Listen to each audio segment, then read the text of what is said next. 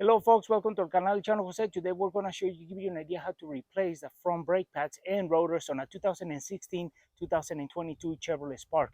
And we're going to do a couple procedures so you can actually do if you're just doing the replacement on the brake pads, this is going to help you as well. So we're going to do a couple of things to show you that you can do it at home without taking it to shops. And with that said, let's get started. So we're going to be taking off this cover that is covering the actual wheel or the steelies, and these guys are actually plastics that you gotta undo, turn away from the real nut, and you're gonna turn them all, because if you just start pulling and you try to pull it away, you're gonna break it, because these are holding this cover against the real lug nuts. So we take all those out, and then we can start taking the wheel off once we lift it off the ground.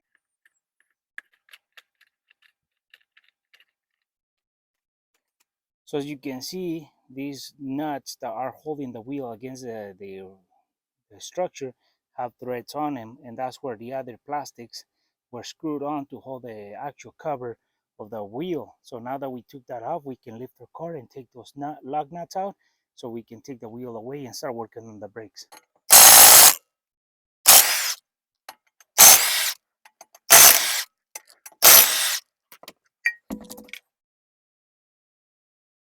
So now we took the tire off, we turn our wheel like we're making a turn, and so we expose the bolts and make our job easier, so we can take them off and we can remove the caliper and then the structure, so we can get the rotor off and put the new one in there. So that's the purpose why we turn the steering, so that way we expose the hardware that we need to remove, and it makes the job easier. And also we're gonna be opening the cover for the master cylinder reservoir, so that way when we compress the piston down there, it doesn't create pressure here, and then the oil, as it comes up, we're going to keep an eye, so that way if we need to drain some oil out of there, we'll do that as well. So first thing we want to do is we put a screwdriver right in here. We're going to compress the piston in, so that way when we take everything out, we can completely compress it. Right now we just need to get the space so it slides out once we taking it off from the structure.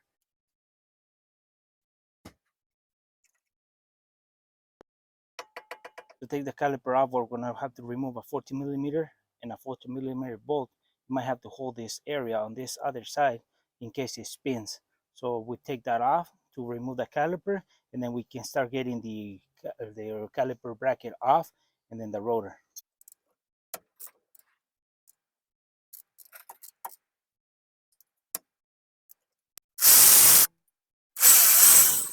Now that we took off our caliper off of the rotor, what we done is we slid the hose off of the bracket from the structure of the strut off. It's just pressed in as a rubber piece, it's a grommet, and we put the caliper resting here between the strut and the sheet metal, the splash guard for the rotor. So that's going to take care of that weight from the hose, so we don't rip it. And now we have to remove this bolt here and this other bolt here to remove this structure for the caliper off, so we're able to slide the rotor off the structure. And then the brake pads are still in here, so we're going to remove those as well. The job is replacing brakes and rotor this time. So at this point, you would just slide off the brake pads, put the new ones in, and then put the caliper back on. But we are going beyond that. We have to remove the rotor, and to do that, we have to remove the structure, and that's where it gets a little bit more. There's a more work onto it, because you got to remove the structure to remove the rotor, and then put the new rotor in, put the structure back in, and then the new brake pads in. But at this point, when you remove the caliper, this is when you replace the brake pads and put the caliper back in.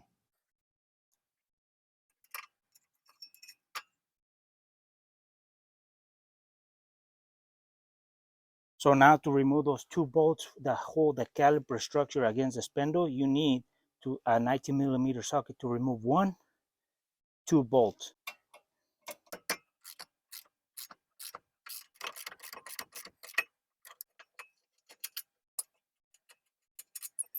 So now that we took everything off, we gotta remove the rotor, and there's this screw right in here. If you start banging on it, and because your thing is stuck to the spindle, it's not the case. If it has this screw right here, you gotta remove it.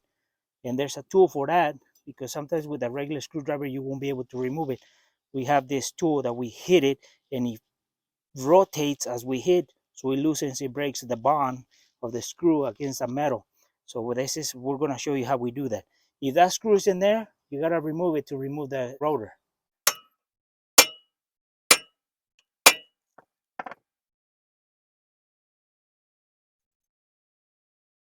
So now we took the screw off, and look how easy it comes out. And then that screw goes through the rotor, and it goes right into the hole of the hub. So that screw is screwed on into the hub bearing, and it holds that rotor between the screw and the hub. So you got to take them off. So now we got our brand new rotor. We put him in, and we're gonna line up the screw hole for the rotor to be held against the hub. We're gonna put the screw for purpose of showing you why they did this. So they're gonna hold the rotor in place while you put the brake pads and everything on. So as you can see, the rotor doesn't flap around, so that's the purpose of that screw in there. So it holds it in place while you work in your brake system. So that's optional to you if you want to leave it or take it off. So now we're going to remove the sheet metals that come in the kit. If yours don't have it, then you might have to reuse the old ones. Depends on what brakes you buy. But these sheet metals go here, so they give it that little tension to the brake pad, or is where it slide right on it, the brake pad. So we're gonna take them off. Pretty much you can do it by hand. There's two for side, two for one side and two for the other side.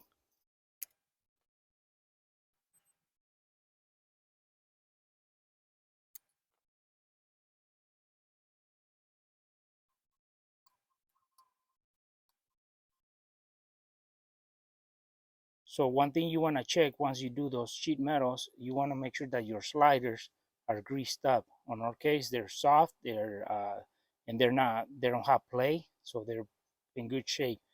If they don't move, you're gonna have to grease up the inside. You gotta take this off and then grease them up.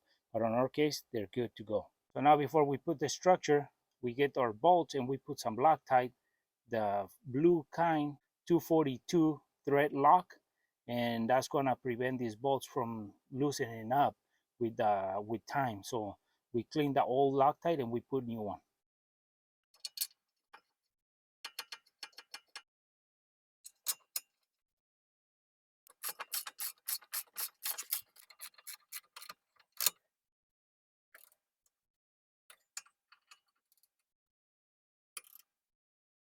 So now we're going to be using brake cleaners to clean the rotor because it has some oils in there when it was built or made, so that way it doesn't contaminate the brake pads when we put it back on.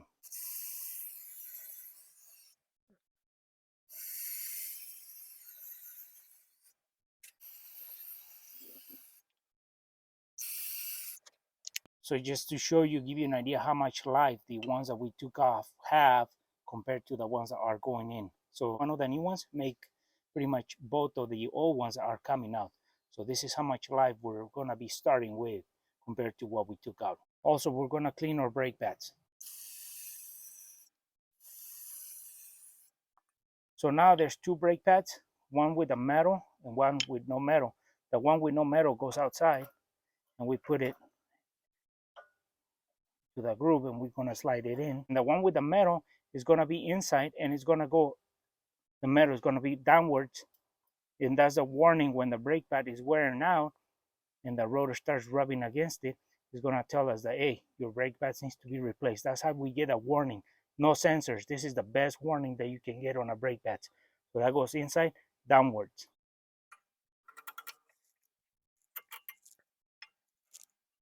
So now we're gonna get our compressing tool for the piston or the caliper. And what we've done is we set it, and then we're gonna use a old brake pad in there. We set it, we slide our tool in there, and it's gonna end up like that. So we gotta compress the piston back in by using an old brake pad.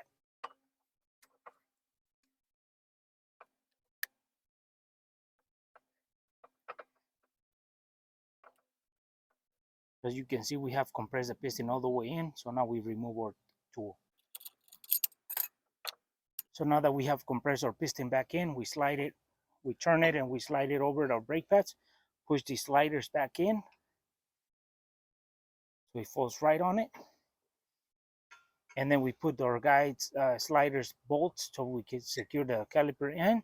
And then don't forget to put your grommet back into the strut if you removed it like we did. So now we're gonna get our bolts for the sliders and then the caliper. We put them on and we tighten them.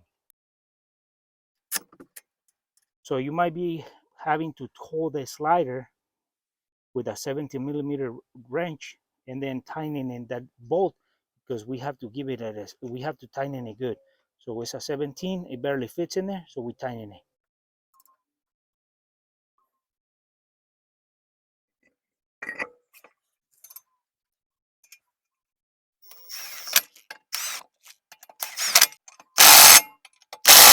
So now we're gonna have to line up these with the real lug nuts.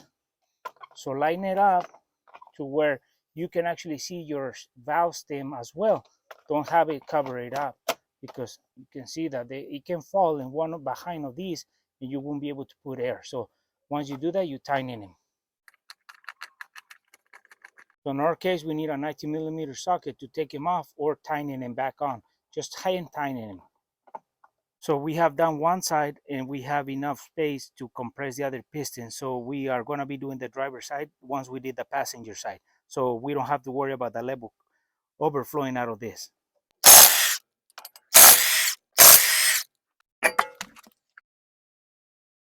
So before we start taking anything apart, we compress our piston back in a little bit. So when we take out the two 40 millimeter bolts off, we can be able to slide off the caliper with no problems.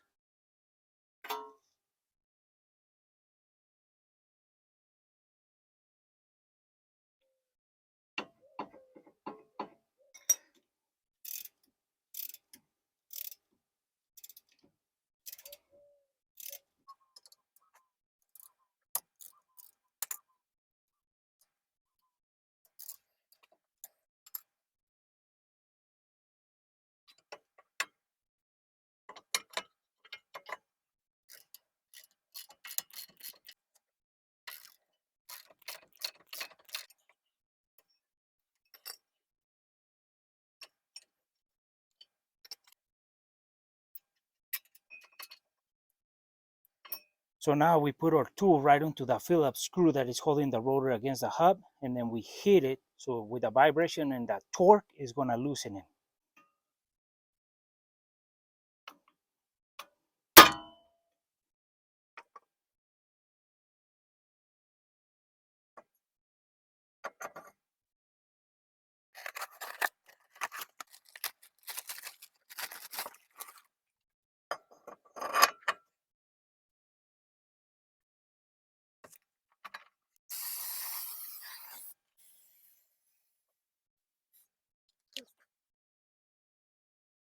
So now we're going to slide the new hardware for the brake pads.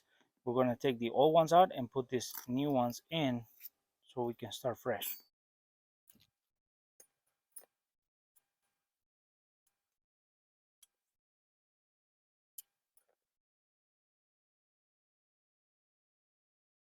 Same thing for the driver's side. We put the structure. We're going to put our bolts. We cleaned the threads already, and we're going to put some more new Loctite on it so it doesn't come off with time.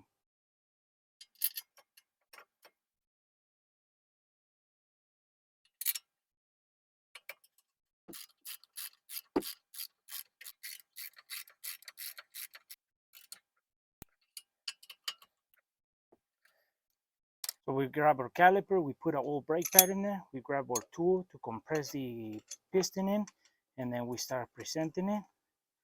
Now it's there, and we can spin it by hand and compress the piston. We don't have to do it with tools.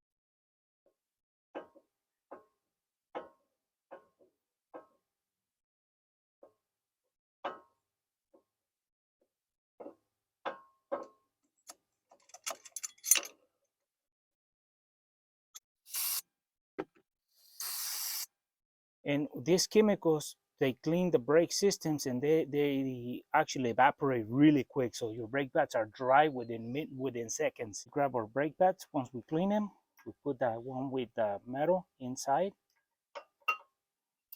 and then the one with no metal outside, and then we slide them right in there.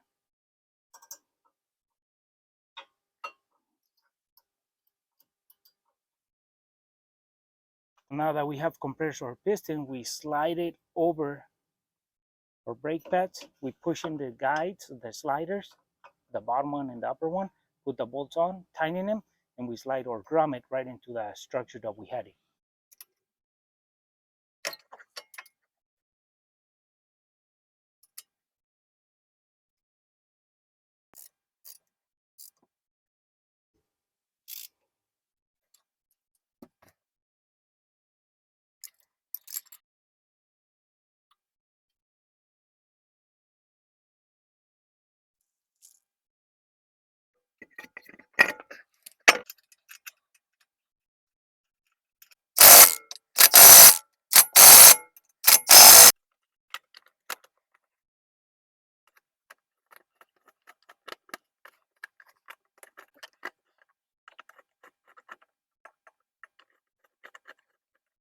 We have replaced the front brakes and the rotors on this, and we press the brakes already, and the oil level on the brake system is still below the normal level, so it's just a little bit below, so we're actually okay on the oil reservoir. Well, folks, hopefully this video was useful and helpful how to replace the brake pads and rotors, or just brake pads, on a 2016 to 2022 Chevrolet Spark.